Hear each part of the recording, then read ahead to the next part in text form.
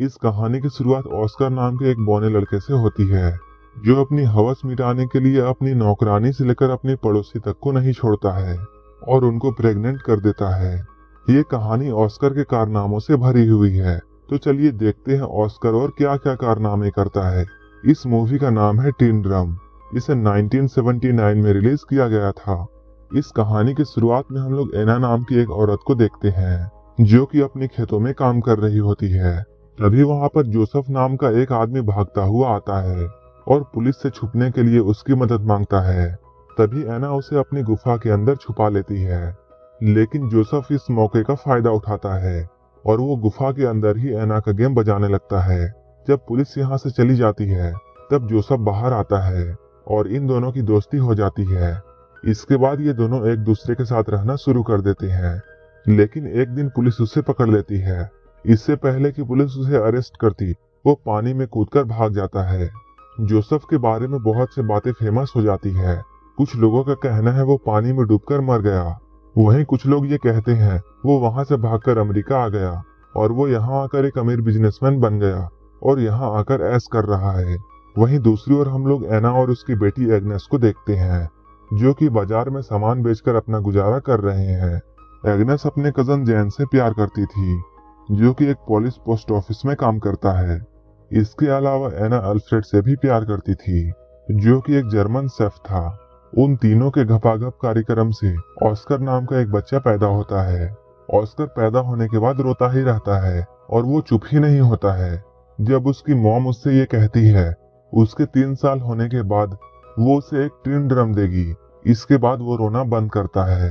अपने 3 साल होने के बाद जब ऑस्कर ने अपने जन्मदिन में लोगों को शराब पीते हुए और कुत्ता डांस करते हुए देखा, तब वो डिसाइड करता है कि वो कभी बड़ा ही नहीं होगा और अपने इसी काम को पूरा करने के लिए वो सीढ़ियों से कूद जाता है। इसके बाद से ही अब ऑस्कर हमेशा के लिए 3 साल का ही रह जाता है। वो हमेशा अपने ड्रम को अपने साथ रखता है और जब भी कोई उससे उसकी टूटी हुई ड्रम लेने की कोशिश करता है, वो इतना जोर से चिल्लाता है कि वो अपनी आवाज से कांच को भी तोड़ देता है। धीरे धीरे टाइम गुजरता जाता है। अब ऑस्कर 6 साल का हो चुका है। ऑस्कर ना ही बड़ा हो रहा था और ना ही वो अपने टूटे हुए ड्रम को अपने से अलग करता था, और जब भी कोई उससे उसकी ड्रम को छीनने की कोशिश करता, तब वो अपनी आवाज से कांच तोड़ देता था। ऑस्कर के इस पावर को देखकर सारे डॉक्टर हैरान थे, लेकिन उसकी मॉम और उसके परिवार को ये जानना था कि ऑस्कर क्यों बड़ा नहीं हो रहा है। हम लोग देखते हैं एग्नेस हर थर्सडे को ऑस्कर के साथ शहर जाती थी और वो ऑस्कर को एक दुकान पर छोड़ देती थी। इसके बाद वो जैन के पास जाती थी और वहां जाकर वो जैन के साथ भयंकर घपाघप करती थी। लेकिन एक दिन ऑस्कर को अपनी माँ के कांड के बारे में पता चल जाता है। ऐसा करते हुए कई साल बीत जाते हैं और अब ऑस्कर 12 साल का हो चुका है। एक दिन ऑस्कर अपने मॉम डैड के साथ सर्कस देखने के लिए जाता है, जहां वो कुछ बौने लोगों को परफॉर्म करते हुए देखता है। उन बौनों को देखकर ऑस्कर के मॉम डैड को ऐसा लगने लगता है कि शायद ऑस्कर भी एक बौना है। सर्कस खत्म होने के बाद ऑस्कर बेबरा नाम के एक बौने से मिलता है, जो कि ऑस्कर के इस टैलेंट को देखने के बाद उसे अपने सर्कस में काम करने के लिए ऑफर देता है।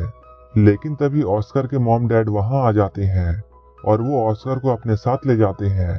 इसके कुछ दिनों के बाद हम देखते हैं ऑस्कर की माँ ऑस्कर को जिस दुकानदार के पास छोड़कर जाया करती थी, वो दुकानदार भी धीरे धीरे एग्नेस से प्यार करने लगा था। वो उसे और ऑस्कर को अपने साथ लंदन चलने के लिए कहता है, लेकिन तभी एग्नेस उसे मना कर देती है और वहां से चली जाती है। इसके कुछ वक्त बाद एग्नेस को ये बात पता चलती है कि वो प्रेग्नेंट है और उसके पेट में जैन का बच्चा है।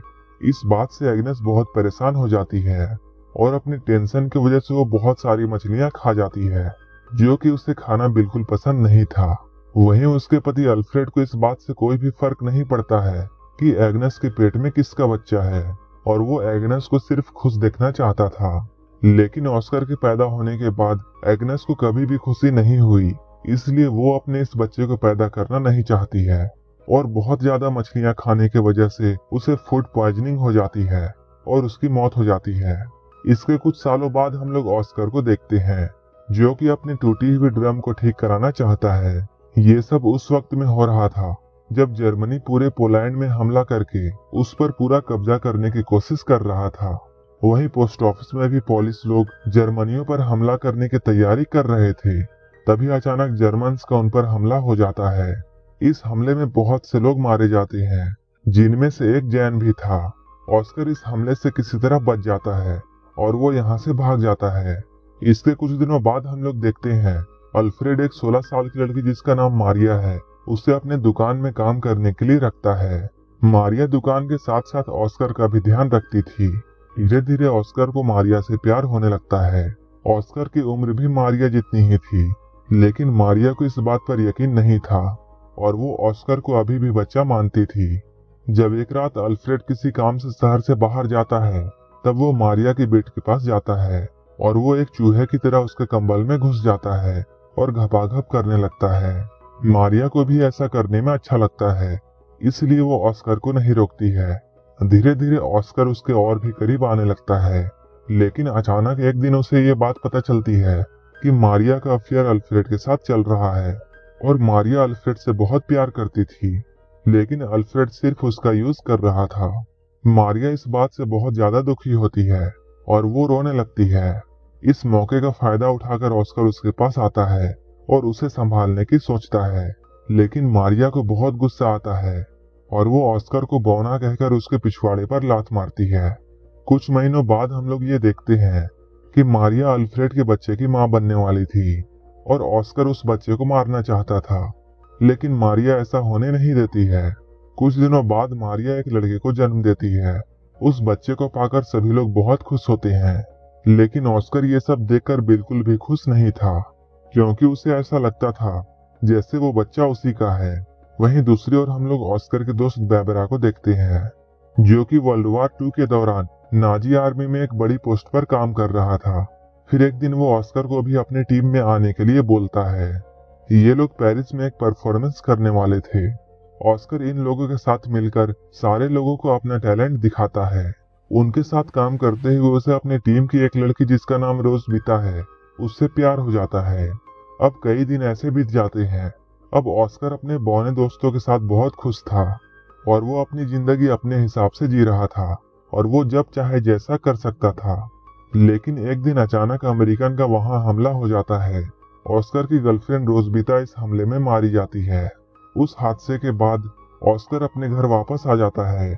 यहाँ आकर वो मारिया के 3 साल के बेटे को एक वैसा ही ड्रम गिफ्ट करता है जैसा कि उसे अपने 3 साल की उम्र में मिला था। लेकिन मारिया ऑस्कर के यहाँ आने से बिल्कुल भी खुश नहीं थी, लेकिन अल्फ्रेड अपने बेटे के यहाँ आने से बहुत खुश था। अल्फ्रेड अपने बेटे को उन लोगों से छुपा कर रखता है जो कि ऑस्कर को हॉस्पिटल ले जाकर उसका इलाज करना चाहते थे, क्योंकि अल्फ्रेड को ऐसा कभी नहीं लगता था कि ऑस्कर आम लोगों से अलग है। शहर की हालत धीरे धीरे बिगड़ने लगती है। इसके बाद डर के मारे अल्फ्रेड अपने पड़ोसी लीना और अपने बेटे ऑस्कर को बेसमेंट में छुपा कर रखता है। इसके साथ अल्फ्रेड को अपने नाजी होने की बात भी छुपानी पड़ती थी। लेकिन अचानक एक दिन रशियन सिपाही उनके घर पर घुस जाते हैं और वो अल्फ्रेड के सामने ही लीना के साथ जबरदस्ती करने लगते हैं।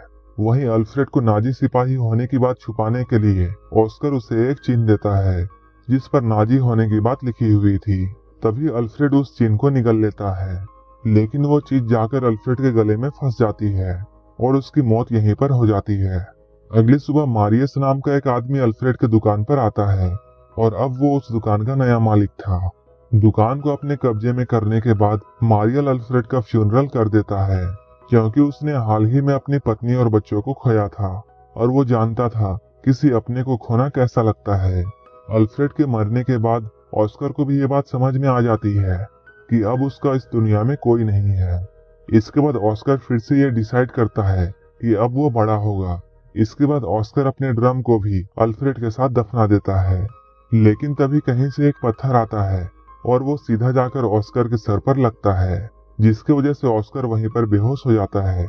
यहीं पर एक आदमी इन लोगों को बताता है कि ऑस्कर अब बड़ा होने लगा है।